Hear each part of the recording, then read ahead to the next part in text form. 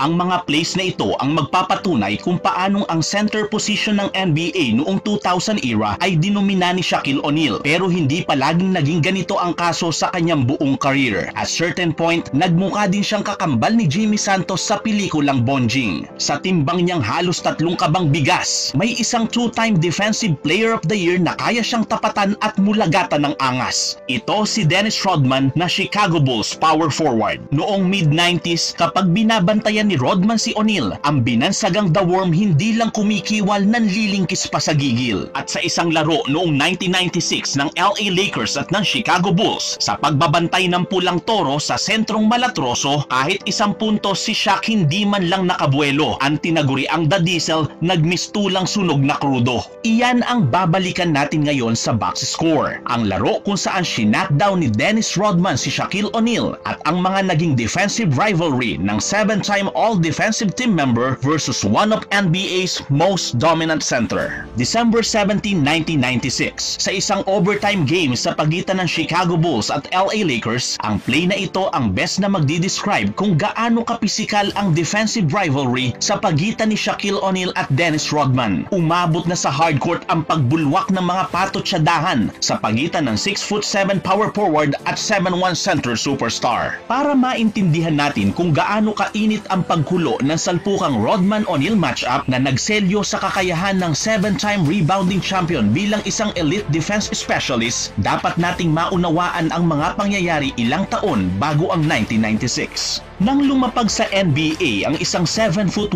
Shaquille O'Neal noong 1992, nagulantang ang liga sa dambuhalang center na parang kapatid ni Majin Buu. Sa timbang niyang 147 kilo, pinagmukha niyang malnourished ang karamihan sa mga sentro. Bilang number 1 draft pick, naglabas siya ng puwersa na walang sinisino. Umastang rookie sanggano, taglay ang lakas na parang oso sa Orlando. Sa edad niyang 20, nag-assert siya ng sarili niya bilang bagong siga sa liga. Kaya lahat napalingon sa Orlando Magic kahit 3 years old pa lang ang prangkisa. Kahit ang mga premyadong sentro gaya ni Hakeem Olajuwon, Patrick Ewing at David Robinson ay mayroon pang mga karir na kumikinang, binibigyan sila ni Shaq ng mga tapatang nagsisilbing palatandaan na sa katagalan siya naman ang mambabarubal. Ang inside presence at dominance ni O'Neal ang naging spark plug para maimbento ang legendary hack-a-Shaq defensive scheme ng mga kalabang team. Nilayon ang defensive tactic na ito para kung hindi man mapigilan ang 1993 Rookie of the Year,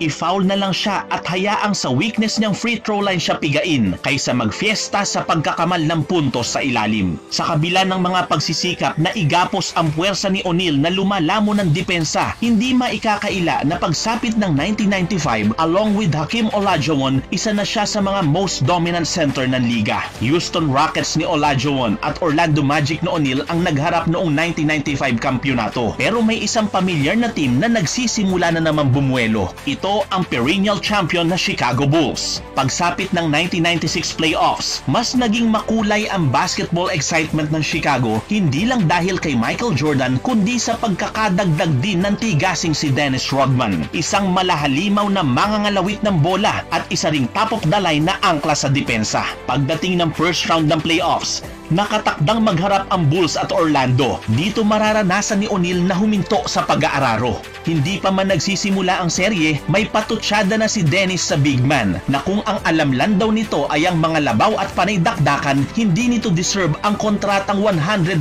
milyong. Nang magsimula ang serye, kung inakala ni Shaq na kagaya lang ito ng nakasanayan niyang pagngasab sa depensa ng kalaban, marirealize niya na may player pala siyang kapag sinubukan sunggaban, siya ang mabibilaukan. Nakaka-score naman si O'Neal kapag katapat ang mga weaker defender ng Bulls gaya ni na Luke Longley at Bill Wennington. Kaya makikita sa mga stat sheets na disente pa rin ang mga numerong kanyang naikahon. Pero ang hindi nakikita sa papel ay ang play-by-play footages na ito kung paano nagpakiwal-kiwal sa depensa ang isang bulate para tarantahin at lingkisin ang isang elepante.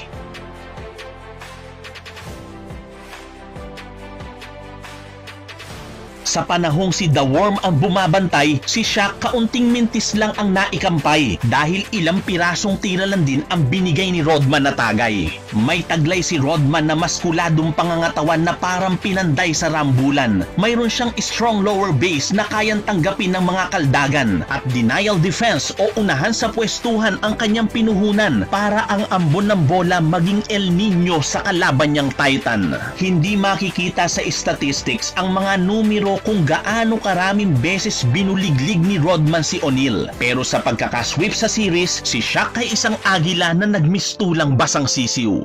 27 points ang average ni Shaq sa serye, pero kung ang tutuntunin natin ay ang mga play-by-play footages niya against Dennis Rodman, 7 field goal attempts lang ang kanyang nagawa noong games 1 and 2 at 0 field goal attempts naman noong games 3 and 4. Kaya nang in-interview si Rodman after the series kung ano ang masasabi niya kay O'Neal sa atas niyang pagbabantay, gaano man daw ito kalaki, madali lang daw mairatay. Like they say, no matter how big he is, he can fall just as easy. Ang makita ang laro ng Chicago Bulls ng mga panahong ito was always a basketball treat para sa karamihan, pero hindi para sa kaso ng dominant big man. Dahil sa pagtatangka niyang nguyain ng kalaban, sinakal siya ni Rodman at tuluyang nabulunan. Kaya matapos ang 4 na taong pamamalagi sa Orlando Magic, nailipat si Shaq sa Lakers para ang pundasyon ng magiging future dynasty kanilang maitindig. Pero sa ngayon, Chicago Bulls pa rin ang mga haring ng yayanig. Sa pagbandera ni na Michael Jordan, Scottie Pippen at Dennis Rodman, katuwang ang mga dekalibreng supporting players na di pa dadaig, Chicago Bulls ang nanuluwag, kumakabig ng lulupig.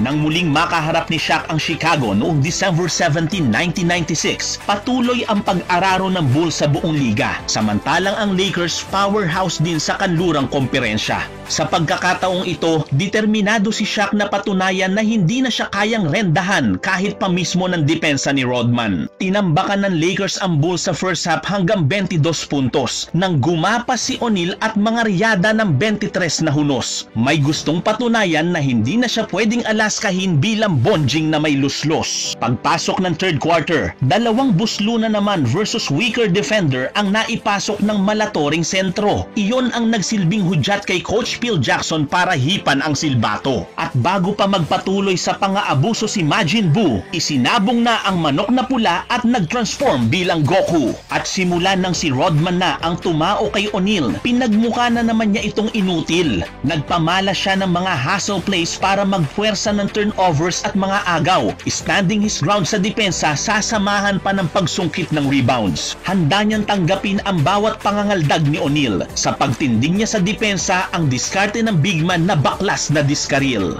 Simula nang si Rodman na ang kumaong, ang 27 points ni Shaq inamagnat na laon. Naahon ang Bulls mula sa 22-point lead na balon, na ipwersa ang overtime at tuluyan silang bumangon. Sa 5-minute extension, ipinagpatuloy ni Rodman ang pambubuliglig sa depensa kay Shaquille, at sa mga dying minutes ng laban, may eksena pang extra hot sa gigil. Rebound, timeout, Chicago. And Kersey knocks the ball away. Be careful. Here comes Kinailangan pang i-take down ni Jordan at Pippen si Rodman para tigilan ang mind games at pang-aalaska sa napikon ng dambuhalang superstar. At sa mga huling segundo na napadpad ang kangkarot na forward sa free throw line na isa sa kanyang mga allergy, mabiro pang nag-angas na pinababa na ng court ang kanyang mga kakampi. At totoo nga naman, ang dalawa niyang free throw ang tumapos ng story. Samantalang down the court, si O'Neal ay nagmukhang kinawawang bonjing na baby. Ang larong iyon ang nagtatak sa certificate ni Rodman sa pagkakagraduate bilang one of the greatest defenders in league history. Ang bantayan ang mga kasintaas niya at kaposisyon ay isang ordinaryong bagay. Pero ang pahintuin ng isang dambuhalang tangke ay patunay na si Rodman isang defensive Einstein. Muling natikman ng Bulls ang tamis ng kanilang pang-4 na championship noong 1996 at naging bahagi ang two-time All-Star sa pagkalos ng Chicago Bulls sa kanilang pangalawang three-peat. Naging parte si Dennis Rodman ng Big 3 ng Bulls noong 90s na hindi man nakilala sa kanyang scoring, singkulay ng kanyang mga buhok ang dinala niyang excitement sa mga hustle plays, depensa at rebounding. And once upon a time, ang nag-iisang The Worm na minsan pumigil sa isang Shaquille O'Neal. Ang di maikukumparang sigla at puso niya sa laban ay nagsilbing isang testamento na sa basketball, hindi lang umiikot ang laro sa puntos. Pinatunayan niyang sa rebound, sipag at depensa, may panalo at kampyonatong bubuhos. Sana ay nagustuhan ninyo ang ating kwento. Baka pwede ka na ring mag-subscribe, libre naman to. Hanggang sa susunod nating video.